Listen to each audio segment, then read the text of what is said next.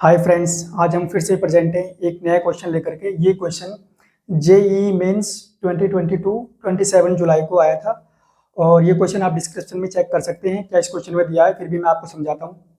इस क्वेश्चन में ये कहा गया है कि एक ऑब्जेक्ट है जो दो इंक्लाइन प्लेन पर जिसका ए से बी तक जाता है और जिसका इंक्लिनेशन एंगल 45 डिग्री है और ए को इतनी सफिशिएंट स्पीड दी जाती है कि ये बी तक जस्ट पहुंच सके। इसका मतलब समझ रहे हैं? अगर ए को जस्ट बी तक पहुंचना है तो इसका मतलब हमें यहाँ से तुरंत समझ में आ गया कि यहाँ पे इसकी फाइनल स्पीड 0 है व्हेन ए टू बी। और जब बी से सी तक आता है इसमें और इन दोनों में जो टाइम टेकन है, अगर हम यहाँ पे टाइम टी ए बी माने और यहाँ पर टाइम टी बी सी माने तो जो टाइम गिवन है हमें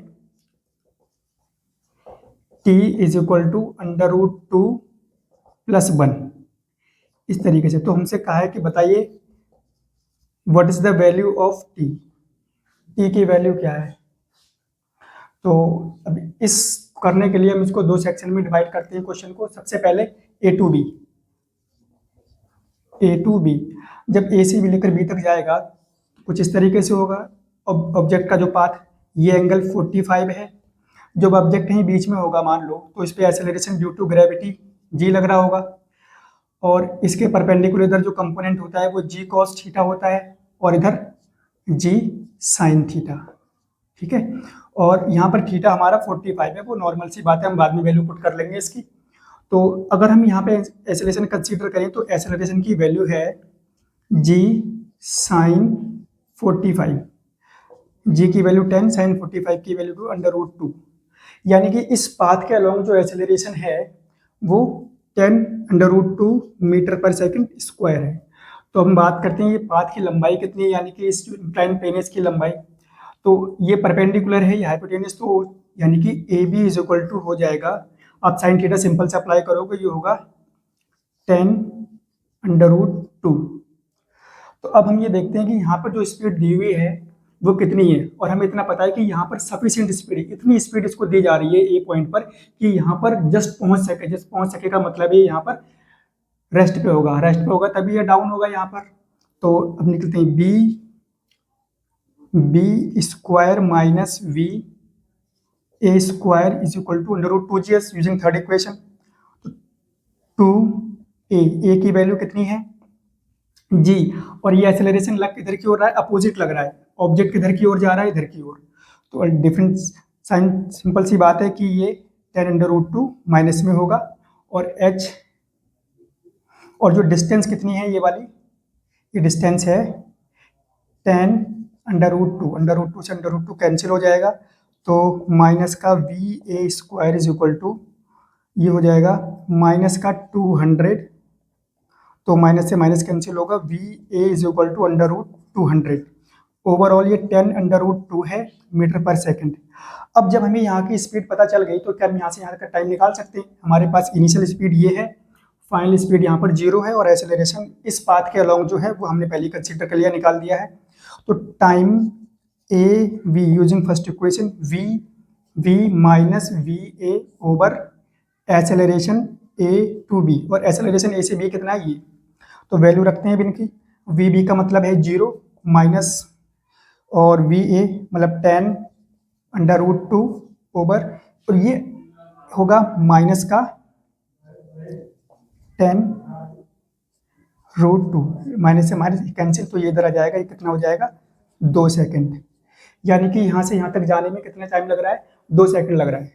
तो अब हम बात करते हैं B2C की जब हम बात करते हैं तो सबसे पहले इसका डायग्राम बना लेते हैं। जब ये B2C आएगा तो ऑब्जेक्ट कुछ इस तरीके से आ रहा होगा। आप सिंपली उसको, अगर आपको वेक्टर में फ्रैक्शन करने आते हैं, तोड़ना आता है, तब आपके लिए बहुत ईजी है क्वेश्चन, अदरवाइज बहुत डिफिकल्ट होने वाला है। इसलिए सबसे इंपॉर्टेंट ये कहा जाता है कि आप जब 11th में हो तो आपका वेक्टर बहुत मजबूत होना चाहिए। तो देखो इधर हो जाएगा जी कॉस थीटा और इधर जी साइन थीटा, और एक्चुअल में A2 होगा जी साइन 30, साइन 30 की वैल्यू 1/2 यानी कि 10/2, यानी कि 5 मीटर पर सेकंड स्क्वायर। तो अब हम यहाँ की स्पीड निकालते हैं, चलो। तो यानी कि v using third equation V C square is equal to minus V B square is equal to 2g।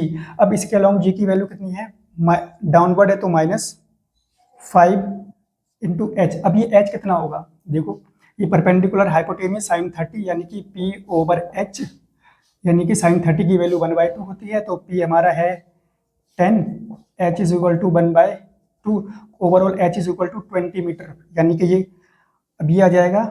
अब यहाँ से हाइट भी डाउनवर्ड है तो माइनस में रखेंगे, तो ये हो गया V C square is equal to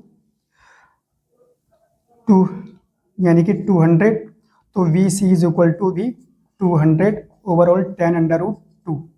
ठीक है, ये स्पीड हमने यहाँ से यहाँ तक की निकाली। अब हमें चाहिए टाइम, तो टाइम टी बी से सी होगा V C minus V B over acceleration B से सी।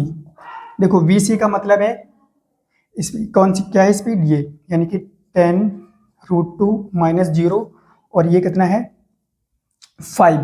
5 से 10 कट जाएगा कैंसिल, तो ये हो जाएगा 2√2। अगर हम टोटल टाइम की बात करें, देखते हैं t इज इक्वल टू है T A B plus T B C, जिसकी वैल्यू क्या है, इसकी वैल्यू है 2 + 2√2,